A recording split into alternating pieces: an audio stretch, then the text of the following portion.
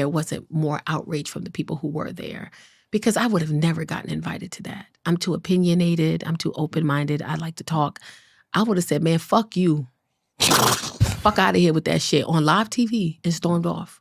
Because the joke wasn't funny with the, what's the gentleman's name who was murdered? George Floyd? George Floyd. The George Floyd joke just wasn't funny to me. I understand that there's that comedy is subjective. And I understand that what I think is funny may not be what you think is funny, may not be what you think is funny. But I also know that there's a line that shouldn't be crossed. And any jokes that were racial, it continues to feed into this narrative of just racism to me. And we keep overlooking it and excusing it as other things. It's just comedy. It's just jokes. Is it? Who wrote this? Who approved this? These had to be approved. I've written for TV before. Right. This has to be approved. Who approved of this joke?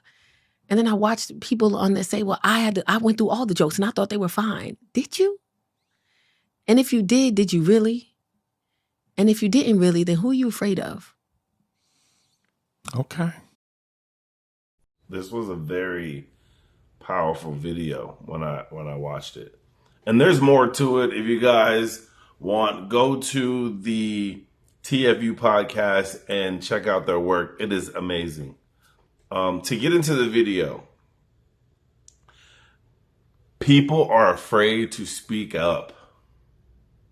They are afraid to speak up, especially if it's something that they believe in wholeheartedly and it may cause friction with their money. People are afraid to speak up. Me and my mom had this conversation and we talked about how I am versus how she is, right?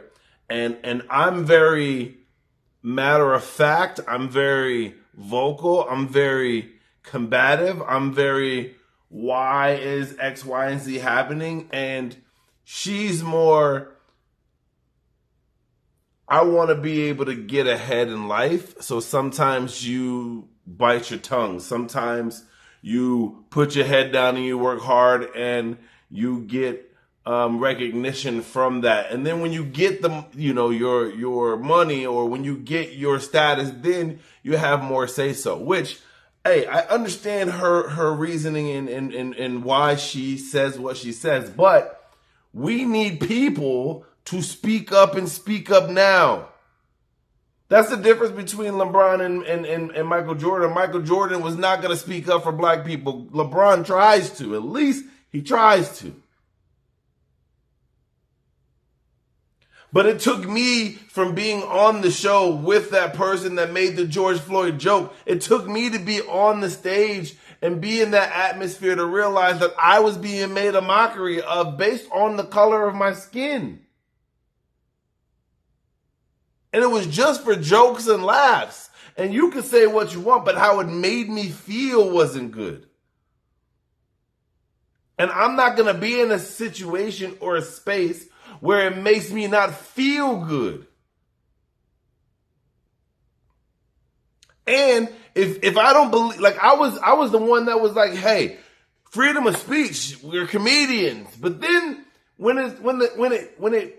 it's so weird how things don't affect you and you look at them differently, but when they start to affect you, then you look at them with a keen eye.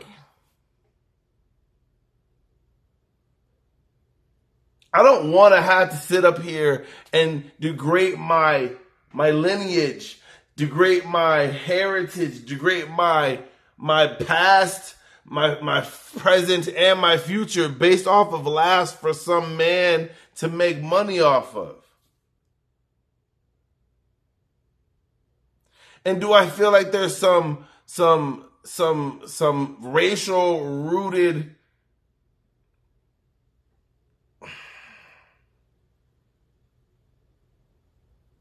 rhetoric? Yes, 1,000%. 1,000%.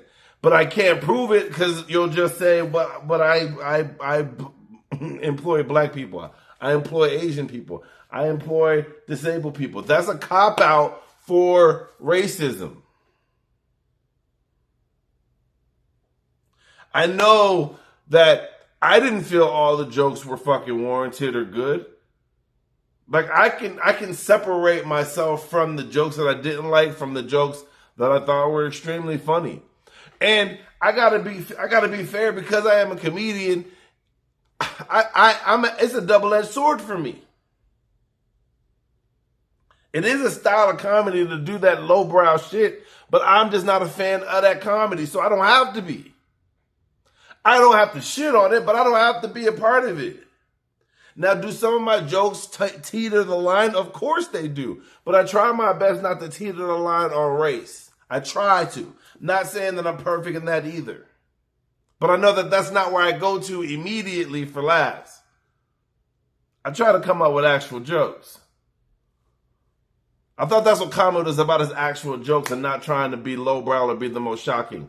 And that seems to be what it is where I'm at.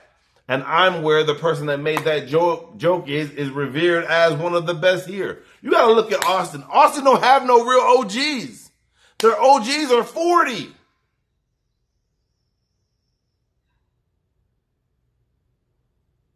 You got Joe Rogan, which is old. That's an OG. You got motherfucking Roseanne, OG. You got motherfucking Ron White. They ain't black people. Who we got here is a black person that's an OG?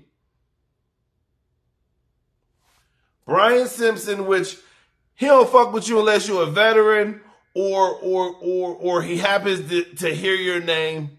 And then you got Tone Bell, which is, I think, the coolest comedian in the city. But those are our OGs. And Bryce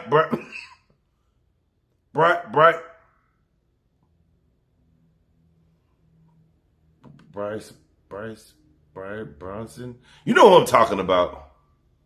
He just came back.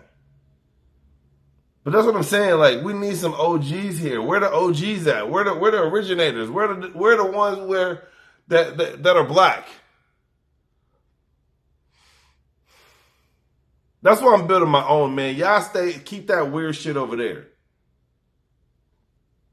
Keep that weird shit over there. I'll holler at y'all in the next one. Tell me what y'all think in the comments. I'm out this bitch. Until we meet again.